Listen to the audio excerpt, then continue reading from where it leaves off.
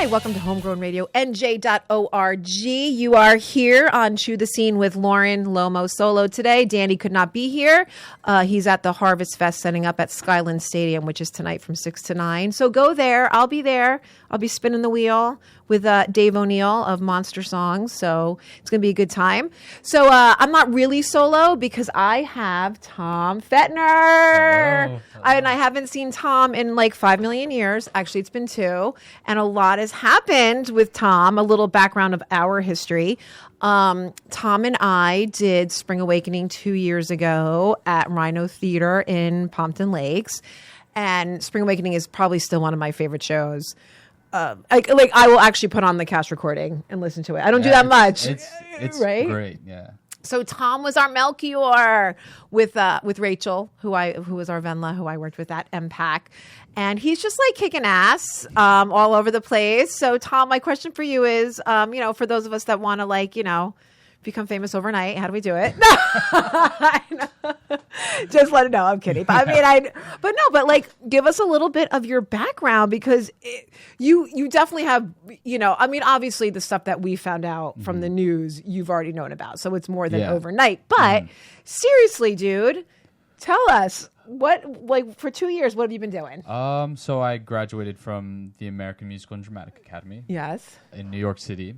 And then right out the gate, I didn't really think that film would be where I was going to go towards for my career. But then I started doing background work on multiple TV shows and just became that reliable actor who if they call, I have availability and I'll just show up. And that landed me a part on Maisel this upcoming season, The Marvelous Mrs. Maisel. Great show. And and then it just went from there. It just opened a lot of doors, and I did a little bit of theater. I did Life Could Be a Dream at Priscilla Beach Theater in Boston, and I auditioned actually for Hillbilly Elegy there. I did a self-tape there, and then from that it just opened so many doors, and now I'm here. The self-tape. I've done a couple of those. Oh man, I'm terrible at them right now.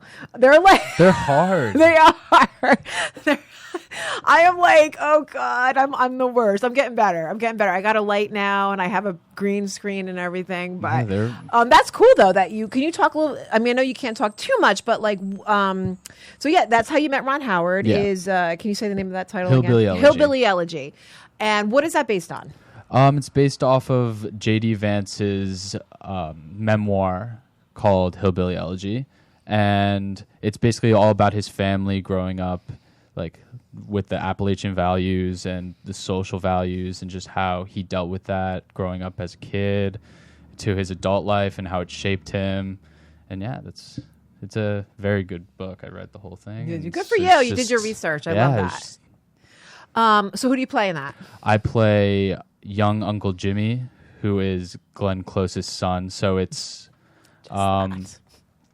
J.D. Vance's uncle. Okay. But I play a flashback, younger version of him. So do you actually do you have a scene with Glenn Close? I did, but then it got cut. Oh, but no. So I worked with Bo Hopkins, okay, who plays his dad. Okay. And who plays his grandfather, but my dad. And so that we really made a connection. And then when I got to set, actually, the first day, it was in a park in Atlanta. And we've had a house just like right near it. So Ron Howard actually took me and Bo on a golf cart and rode us around the park. And all we did was just talk about Ron Howard. Just talk about the book and just talked about just movies in general and film. And you fall in love with film. Yeah, definitely. I can relate because I really love it too. I'm obviously not working with Ron Howard, but even I've gone to a lot of like short film festivals, and I just love the whole vibe. Yeah. I love the whole vibe. And I think like once you start to like do it and then you watch films after that, you really start to appreciate them more and be like, oh, they put a lot of work into this. They Yeah. like really worked hard to get this through, and you can see that in like a lot of films today. Well, and like Tom, we had met early for coffee, and I was saying how now when I watch a TV show, and I use Downton Abbey for an example, and there was one scene when Edith comes down the stairs, and I looked at my husband, I said, you know that she probably filmed this 10 times, that there's all these people hiding behind, Yeah. and there's all these microphones, and it's just, it's theater is magical. I love theater. It's how I was born and raised, but there is a magic to cinema. I mean, and how even like you have to hit your mark, right? You have to Yeah. hit your mark, but so do those other people. Otherwise, they'll be in the shot or something. Or you'll have to do it over and over again. and over again. Yeah. So when you're filming, have you ever had to have they ever been like, can you do it more like this? Can you do it like change your delivery or change your intention? No, it No. hasn't happened yet. But He's like, it I'm that probably good, will. Lauren. No, I'm kidding. it probably will. No, but I mean- happen eventually. Yeah. So you met Ron Howard, Mm-hmm. and you kind of become like I meet Ron Howard doing Hillbilly Elegy, Yep. and he says, like, I have this reading that I'm doing in LA Mm-hmm. for Spy versus Spy. Would you come and do it? And I was like, of course. like, let me check my schedule. I was like, of course. And then it was like a couple weeks away. Yeah. So, and then I get back to New York from Atlanta after finished filming Hillbilly Elegy, Yeah. and then I get an email, and he's like, okay, this is who's going to be doing it. And I was like, wow. You're like, so oh my. Saoirse Ronan and Harrison Ford. And he said it. He said you guys had great chemistry. I saw that in the Yeah, article.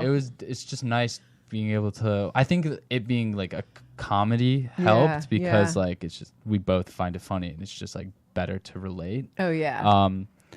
But yeah, that happened. So I went to LA and I did a reading for, like, it took like about like 3 hours or Right. so. And I did a reading for that. And then he told me and Saoirse there that he wants us for this movie. Did you know it was like a quasi audition, or did you just think you were like doing I a just reading? thought I was like helping him out and going to do a reading. helping for out your it. friend Ron Howard. Yeah, and I was just hoping that maybe he will be like, he's good. Let's put him in the movie. But I love that because you almost like manifested that for yourself. Mm-hmm. Yeah. If you were thinking that, like you almost knew. Well, I walked in and my agent was there. Right. So then I already kind of like felt like, oh, this is a little weird. Like, why is You're my like, agent here? And yeah. like, she didn't tell me that she was going to be here. So I was like, okay. She probably want to freak you out. And then we did the reading, and it was really fun. And then Ron Howard left actually because they were going back to Connecticut because Right. they changed their set to Connecticut for Hillbilly Elegy, and so it was just me and Dana, and Saoirse is also represented. Right. And she was like, "Yeah, they want you both for this picture."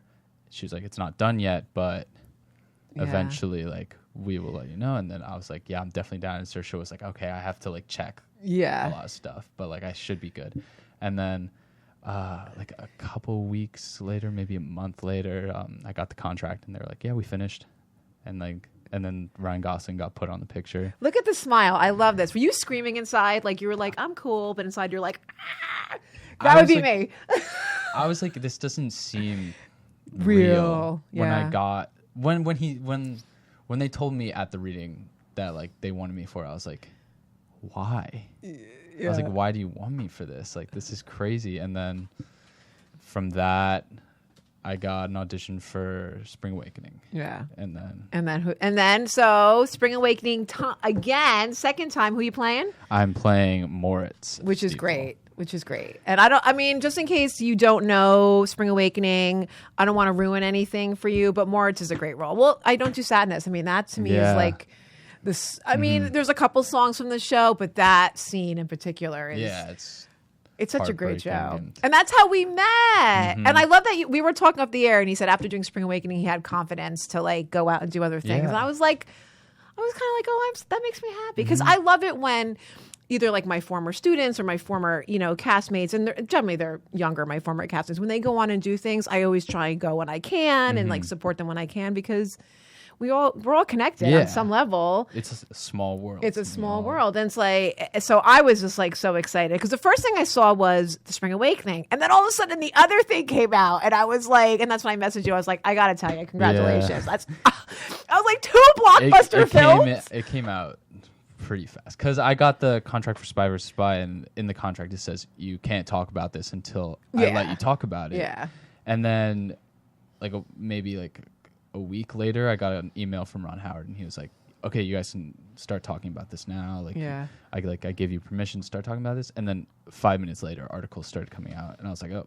And they're great. They're like, keep your eye on. And honestly, I'm not surprised, Tom. I mean, you have a great look for film, modeling, all that stuff. But, you were great in Spring Away. I mean, I know that was our little production in New Jersey, but you were a great Melchior. You and Rachel had great chemistry on stage, I thought. And that show is like number 1 for me. Yeah, it's a great show. I mean, and I'll never forget the ending. When I was like, this is your bow, guys. We're not really going to bow. Remember when I had you guys come forward and you guys, and I just had that last vision of everyone just like standing there with like the lights going down. Because I wanted the audience to be like, what just happened? That was great. But I mean, now things are taking off for you. So now do you still audition? Like, what do you do now? I do audition. I usually do self-tapes, or I go for private auditions. Right. Because you have an agent. Yeah, you're represented now. So and that does that make it easier for you a little bit? It does a lot. Yeah, because you're not like I wouldn't be where I am right now without an agent. Yeah. And so how does I don't know if you're allowed to talk about it, but like how did you just send in like a reel? Like how does that happen? I got really lucky. I got referred to Ron Howard's agency. Okay. And then that he gave me a really good recommendation. Yeah. Yeah. Oh, that's so, because it is, and that's I think what people don't understand either about show business, too. It's not that you need an agent, but it's because it's hard to do the hustle and be the artist at the same time. Yeah. Because it's like you're constantly pulling on both those sides of the brain, like the business side. So when you have someone that can do all that stuff for you, do you feel like you can really focus on your art and on your craft? Yeah. Because I don't really have to look for auditions anymore. Right. She just tells me, oh, there's an audition for this, there's an audition for that. Because she's doing all that legwork for you. Yeah. So I get to really just be like, okay, I have stuff going on right now. I can focus on that stuff. And then if she's gets something for me, then I go from there. And so we're going to talk a little bit about do you have your arsenal of monologues that you just kind of, or your song, do you have that for your self-tape? I know sometimes they'll send you sides to do, but do you have a monologue that you're like, okay, I have to do a monologue. I'm just going to pull out this monologue.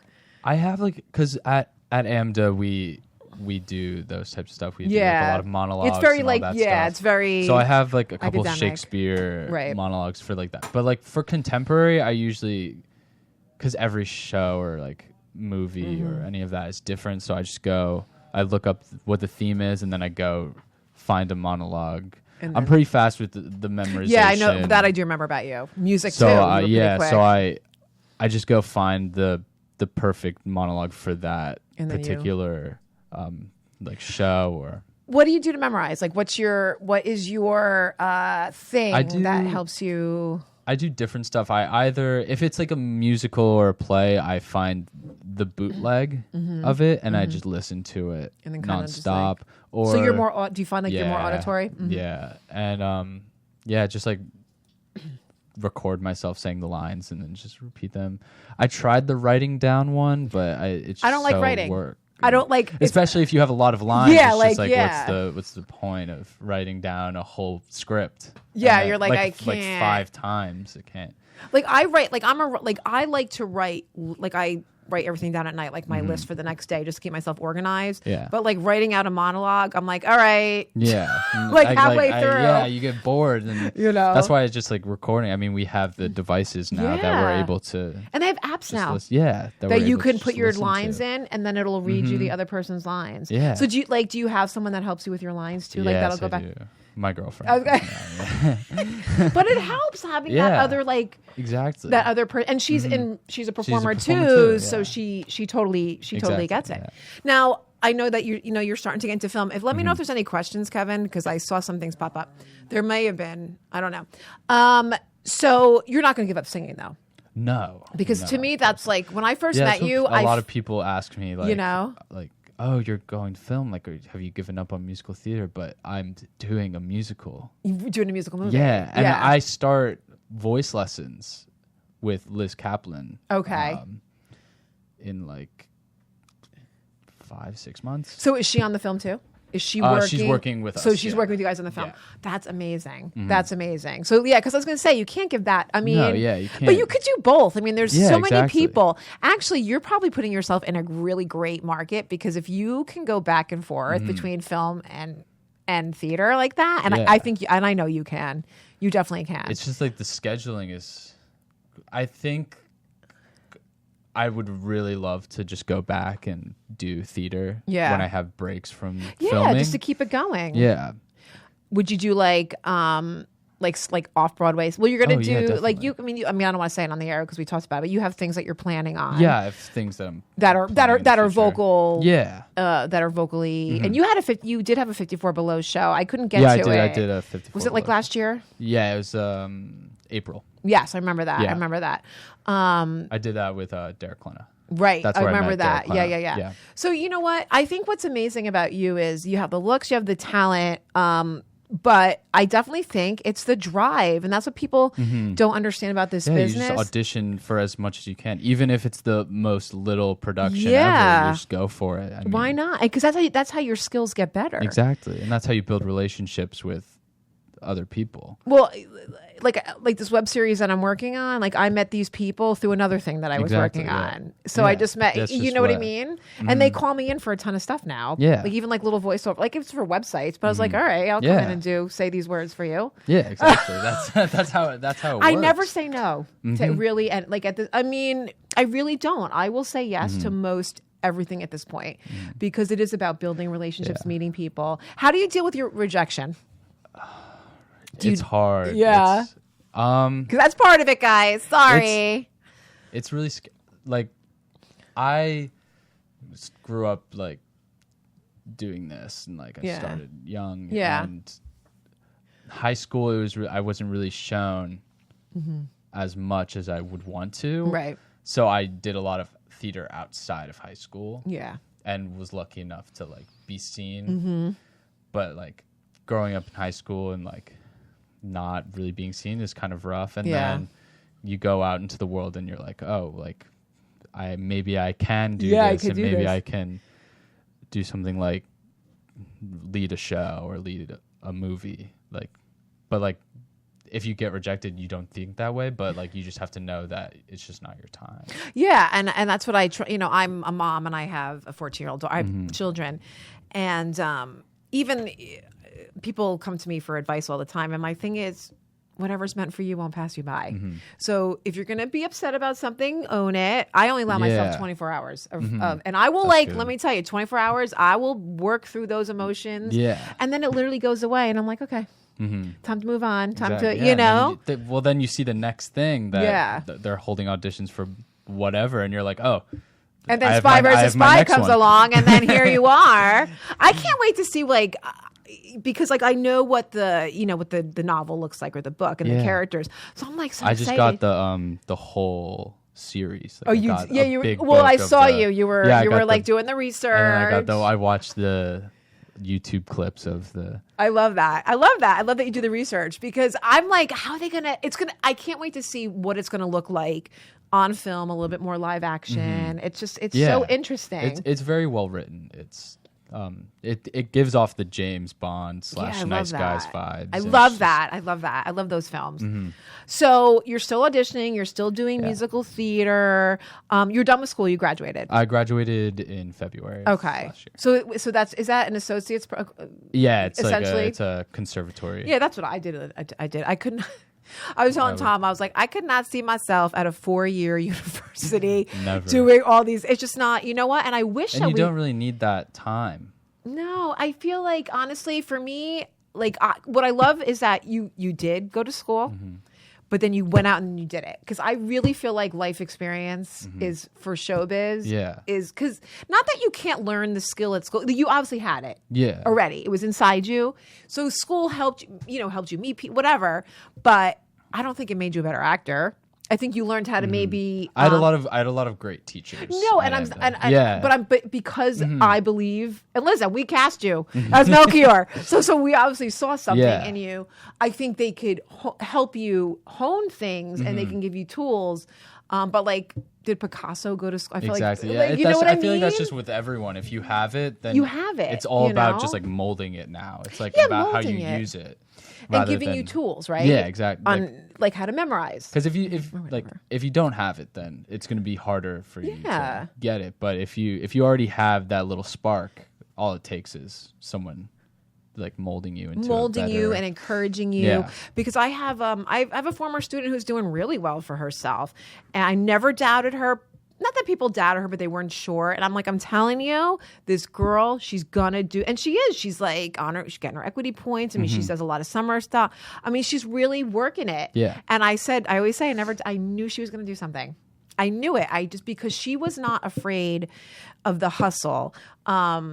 And she didn't want to be a star. She wants to be an actor, and that's like. Do you want to be like you want to be an actor, right? Yeah, I just want to do it. You want to do it. And I just want to meet all these people and like do it. I don't really care about if anything, that's more stressful to like get all. Well, let's talk a little bit. So suddenly your social media blows up, right? Yeah.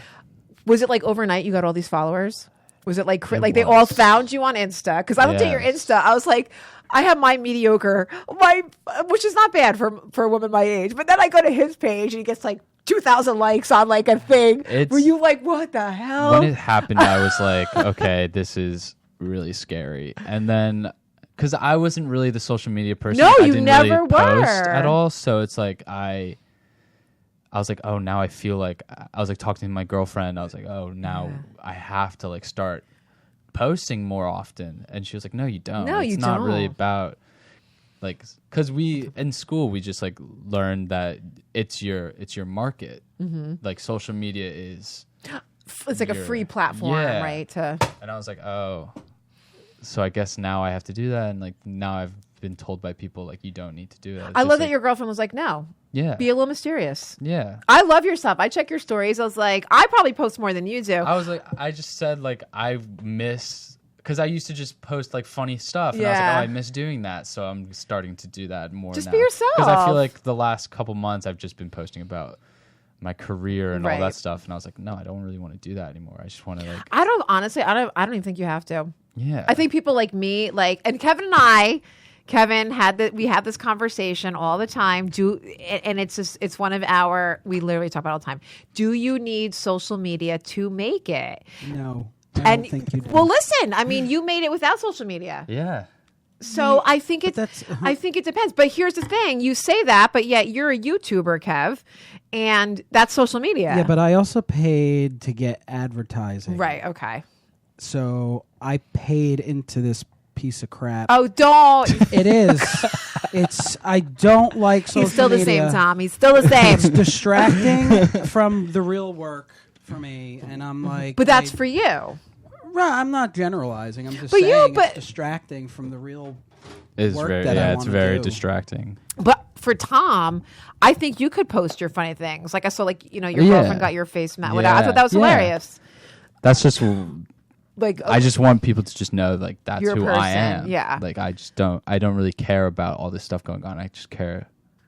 Like I live in like now. Like, right. Live in the moment. Yeah, like everything's happening fast, but it's also I have like the next 3 years booked for me. I love so that. I want to like live in right now. Like I want to travel. I want to like do all that kind of stuff. I know you were so great because I texted him and I was in, like, congratulations. And you were like, thank you. And I was like, come on my show. And you were like, yeah, no problem. No problem. I was like, cool. I'm like, this is great. I want to like experience everything. Yeah. I mean, you should. And you should. And I've been doing that too. I like, for social media, I log out at night. Mm-hmm. I'm reading. I read books. I'm not a big reader because I read. I'm not. I'm not I like audio. I usually just put on like Netflix. Yeah, me too. I'm like, I'd rather watch TV. I'm like, I totally admit it. But I'm reading. Podcasts. I'm following Rachel. Yeah, I like podcasts. Rachel Hollis is one of she's a life coach who I just love. Yeah. And and I do like her chapters are like really short, just like empowering and basically telling, kind of like what you said, just go for it. Don't set limitations for yourself. Just keep on going. But like, I've never been a voracious reader, and I don't know if it's because I read like. I've been doing theater my entire life, so all I read are scripts. So the last thing I want to do... That's what I usually do. If I'm going to read, because as a kid, I had the script of Napoleon Dynamite. Oh, really? In my room. Because I think it was like my brother's, and my brother and I shared a room. So at night, I just used to read, because it used to be my favorite movie. So I just used to just read Napoleon Dynamite, the whole script, like every night. Oh, that's so funny. You could be in the part 2. Right here. Napoleon Dynamite part 2. No, I love it because I'm starting to meet people that are like me that don't like to read. Because you see so many things like on social media. Don't talk to people that don't read. I'm like, no, come on. It's like, that's so obnoxious. Some of us just don't like reading. I just don't love it. I don't love reading, all right? Just leave me alone. It's like people are like, oh, you don't read Shakespeare or you don't read like stuff like that. But it's like that stuff was made to be seen and not to be heard. Like, and that's like plays too. Yeah, right? How exactly. many times do you like read a play and then like you go to a reading and you're like, oh. Well, like for schools, usually I would just look it up online. Yeah. I'd find like a bootleg performance of it. And then just like watch it. Yeah. Yeah, I've never, even like in school, and as soon as you tell me I have to read something, I'm like, oh no. I'm like, no, I don't want to read that. It's like, it's a weird like. Yeah, I'm more of like audiobooks. Like I just get the book on tape and I just read it. Like, and that's great for like in the car or like on a run or something. Yeah. And then plus you get good actors or sometimes the authors reading their own thing. And it's like, this is so cool. My girlfriend is she wins a lot of awards for audiobooks and she's always recommending. Actually, I should connect you with her because she does, or with your agent, whenever. She does musical books. Like musical theater books. She did Puss in Boots. She just did another one. And she gets Broadway actors to do these parts. Yeah. So I will definitely. I'll connect you for sure because that'd be great for you. Yeah. But I'm like, yay, I'm finding all the non-readers. Come to me. Non-readers unite. Yeah. Yes. But I feel like I get distracted. So what do you do? Like, what do you do for, you say you're trying to live in the moment. You're trying to like enjoy and I love that. Just, you're not getting too ahead of yourself. Yeah. You're pacing yourself. So what do you do for like downtime? We know you don't read. Yeah, don't read. I usually either go see a movie. I've been seeing a lot of movies like in theaters now. That's smart though because you kind of want to get. Yeah. It's almost like research. I saw tax write-off. I saw the King. Oh, okay. With Timothy Chalamet. Yeah. It was a very good. Very good. Last movie I saw was Downton Abbey. I went to see that one. A little too long. Loved it, but a little. And I just saw the new Zombieland. How was it? Really was funny. it because I love the first one, so I'm a little. It lives up to. Okay, because you know what, if that movie's on, I will stop what I'm doing. It's hilarious, and I still be like double tap, cardio. That's like my thing. I want to see that one. So it does live up to it. Lives up Okay, to it, maybe you'll be in Zombieland 3. Maybe. Who's watching? Who's listening? So, and do you work out? Do you go to the gym? Yeah, I go to the gym. I go to New York Sports Center. And kind of like, I started working out years ago because I had really bad postpartum after I had my kids. And I was on Zoloft for a really long time. And I felt like it made me just like flat. And I was just flat. I can't even describe it. Yeah. So I was like, I want to get off this. So I started exercising. And then, of course, you lose weight and you get toned up. Yeah. But do you go for like just to like let loose, get your endorphins going, kind of like your time, self-care? Like that's why I go to the gym. I go because I like with what I have coming up, I need to get more into shape. Yeah. Well, and is it more like stamina? I feel like film, it's like it's not that you don't need stamina in theater, but when you watch these action things, are you going to be doing like your own stunts? I'm going to try. Yeah, I love don't know that. If they'll let me, I don't know, but hey, go for hopefully. it. Yeah. So it's like more, I feel like it's more like stamina. Yeah. Because you're in shape. It's going to be like 10-hour days. I mean, that's what I'm saying. It's like you can't be. Yeah. You want to be able to be. I mean, people think that it's just like it's the luxury life, but You'll be on set at like 2, 3 in the morning. Yeah. Till like 8 p.m. And then come back the next day. Come back and do the same thing. Do it again. And you might be standing in the same spot for like 2 hours. Yeah. I know people don't get it. And that's why and is it funny now like we were talking about, like when you watch a movie, you see it so differently. Yeah. And it doesn't take away the experience of the movie, but you know the amount you just know about the work they put into it. Yeah. You know. You just know the work that they probably did that like 40 times, and they put a lot of work into that. And it looks like one time. Yeah, it looks like one take. How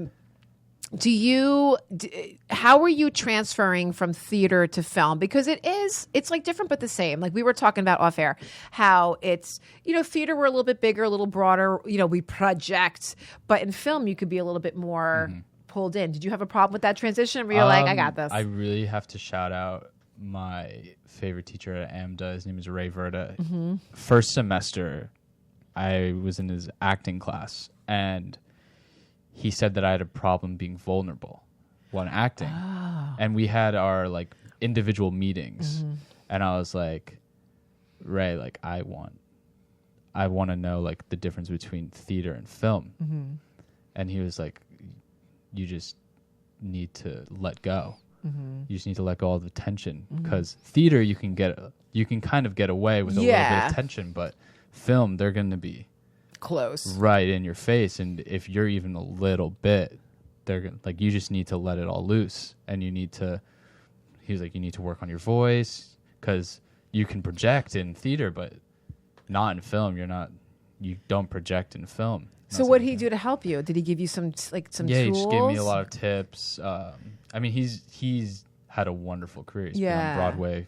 He's been in like 25 shows on Broadway. Right. So he really helped me a lot, and I'm very grateful for him. Yeah. And honestly, vulnerability, that is, we were talking about, like I directed a show and I'm like, please stop acting up there. I can tell you're acting. You're really not. That's like all of the AMDA classes were like, don't act. Just be in the moment. Be in the moment. Be you. Well, I'll do, which we really didn't get a chance to do with Spring Awakening. But I do moment to moment, and I will really be like, okay, what's the next? Like, literally, I mean, it's tedious, but I'll go from one moment to the next moment, then go back again. Okay, now we're going to layer in the next moment, because that's how we live life, moment to moment. So I think sometimes with young actors, again, we're thinking so far ahead of the game that, in life you can't predict. We don't know what's going to happen in the next moment. Yeah. So you have to like ignore what's coming and be, and it is hard. It is hard. Yeah. Especially when you have lines in your head and stuff like, I think the vulnerability is definitely, obviously worked. I mean, it helped me a lot. I mean, and you definitely recommend AMDA. You loved it. I loved AMDA. You loved it. I remember when you were saying you were going there. Yeah. It's the perfect place, I think, for an actor and actress. Yeah. It's all these other high demand schools are making stars. Yeah. But AMDA makes ensemble, and they build you to be everything. I love ensemble, and I love that you use that word, because we think ensemble's a dirty word. Yeah. I don't know why. I mean, I think anyone in their right mind would love to be in the ensemble of a Broadway show. Oh my gosh, please. But I all wish. of these other people who go to these high demand schools are like, I want to star in that show. I want to be this, I want to be that. Yeah. But no, like, you just want to be on Broadway. Like, that's your goal. So I think that's why. I mean, I was not a dancer at all, and AMDA was like, we're going to make you into a triple threat, so that even if you're not star material, you can still live your dream. Yeah, going to the Broadway theater. There's no shame in the ensemble. No, not this at is all. what I try and tell my students too. Like, ugh, I'm in the ensemble. I'm like, the ensemble is great. You do all the great numbers. Yeah, you get to do everything that the leads don't get to do. Yeah, I'm like, please throw me in the ensemble. I was in high school. I want to be in the ensemble. I did How to Succeed, and I was Mr. Brat, and I was doing an interview, and they were like, oh, like, what number do you really wish you were in? I was like, the football number. Yes, that's a great number. Because they just look like they're having the time of their lives. And like Mr. Brat, like he has like one song, but then he walks off stage and he doesn't do any of the ensemble songs. I know. So it's like, I wish that I was able to be with the ensemble and like be able to have that kind of fun, because there's like a little bit of a pact kind of thing with the ensemble. They just have like the most fun in every show. But I don't know what. Now, when I was growing up, there was no shame in being the ensemble. So I don't know. It's like I don't know what, and it's like obviously not the Broadway level, but it's like at the school like even level. if you're like community theater, ensemble, I'm like, you're embarrassed to do it. I'm like, throw me in the ensemble. I'm gonna make it a moment. That's why EMD is so great, because you get like a little bit of everyone. Yeah. You get the people that were like stars in high school, but like you're all at the same level. We're all at the same level. Yeah. I love that.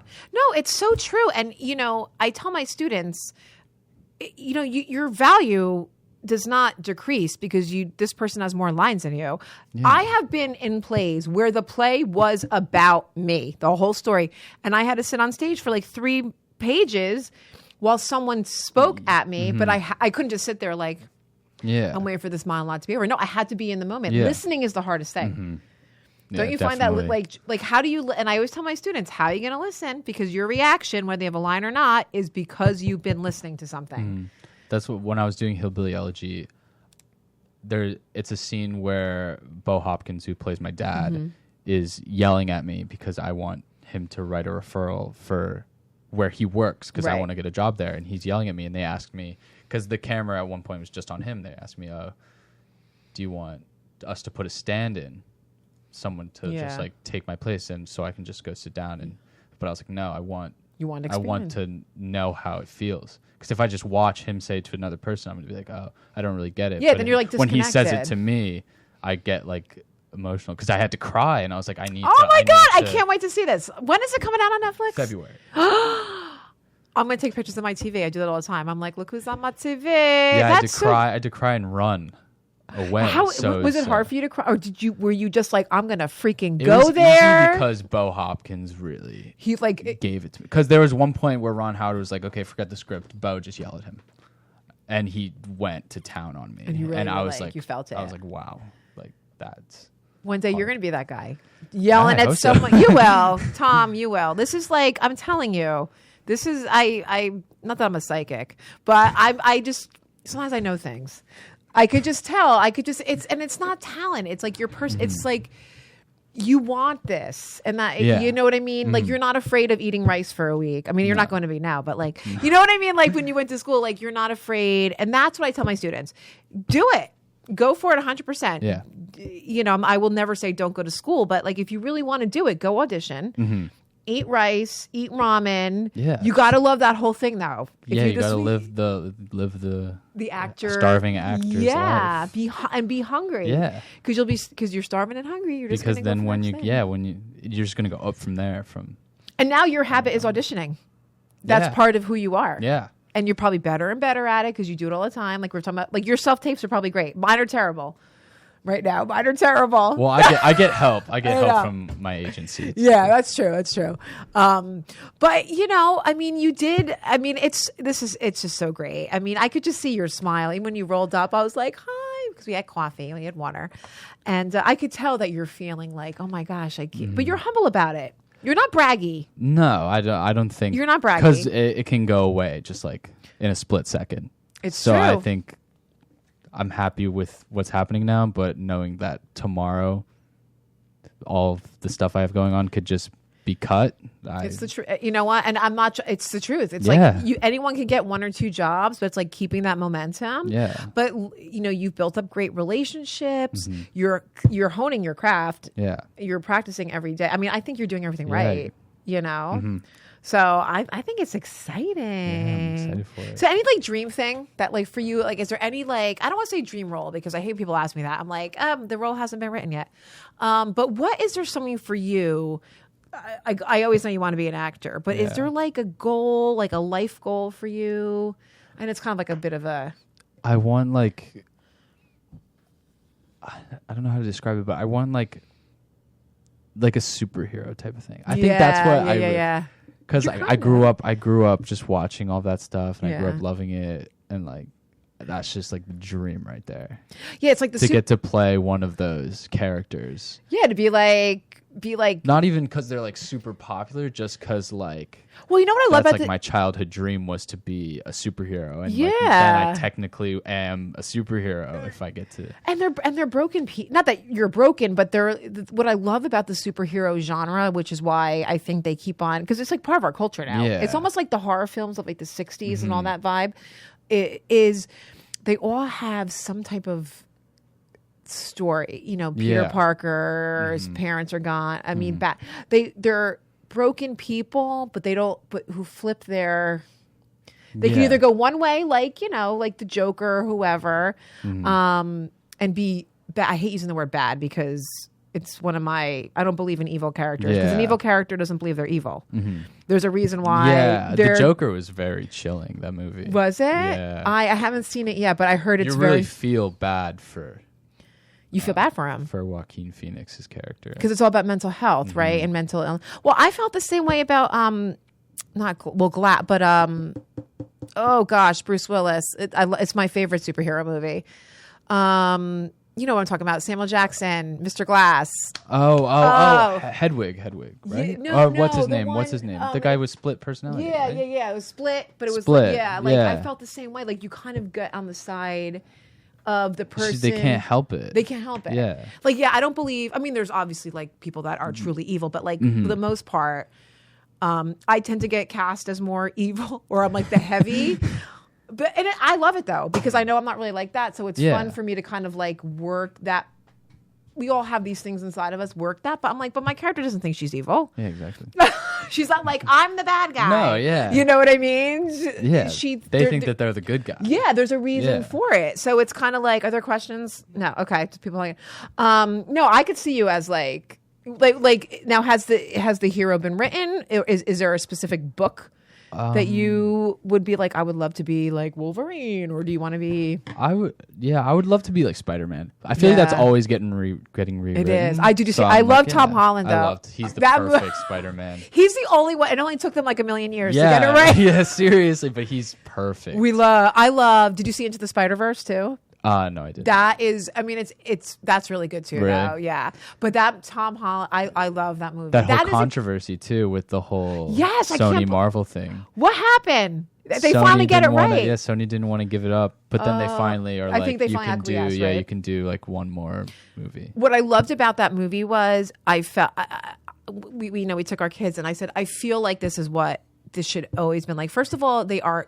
kids. They're high schoolers. All the other people are way too old. Yeah. And it just felt like mature. What's his name? And Andrew Garfield. Yeah, it was not right. It was not right for the part. Like, no offense. Like, he's not a high schooler. You can look at him and tell. you can see like, oh, he's a man. Like Tom Holland looks like a high schooler. So there was that energy. There was that vulnerability. Yeah. There was that youthfulness. It almost felt like it had a Harry Potter feel to it when they all were together with who's the guy that was and I love Marissa Tomei as the aunt. She was that like I loved the whole thing.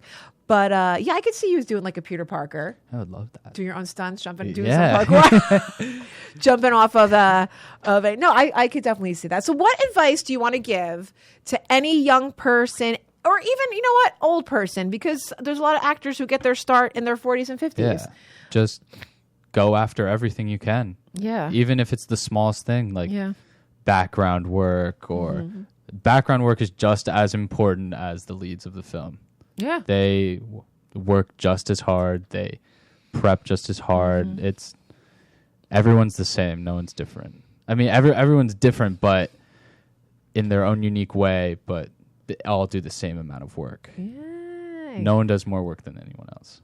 Yeah, I love that. Yeah. It's so true. It's like the ensemble, everything. It's worse, and we're so lucky that we get to do this. That's what I always say. I'm like, why are you getting mad? You get to do theater. Yeah. You get to do film. You get to do this. Yeah. Why are you getting mad? Tom, I know. I'm so happy for you. Kevin, do you want to say anything? Okay, Kevin's tired. I'm so glad that we were able to make this work. It's so great seeing you. Such a sight for sore eyes. So, Hillbilly Elegy, I got it right, on Netflix. That comes out in February. And when is Spring Awakening? I mean, Spring Awakening is coming out Christmas 2023, so we got time, and then he'll be in LA filming. But definitely keep your eye on Tom, and you go by Tom now, right? Tom. Yeah. Tom Fetner.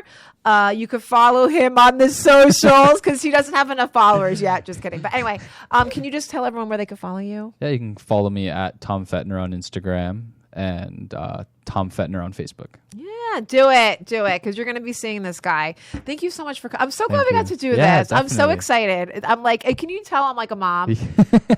I'm always smiling.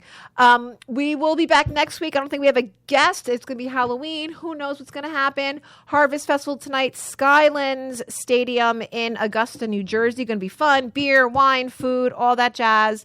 Then we have Donna Vivino calling in on the 14th. She's doing Next to Normal right now. Original Cosette on Broadway and Elphaba in Wicked. So she's going to be calling in. We have a couple other special guests. Thank you, Tom. Thank you. And we'll see you guys next week. Bye. Bye.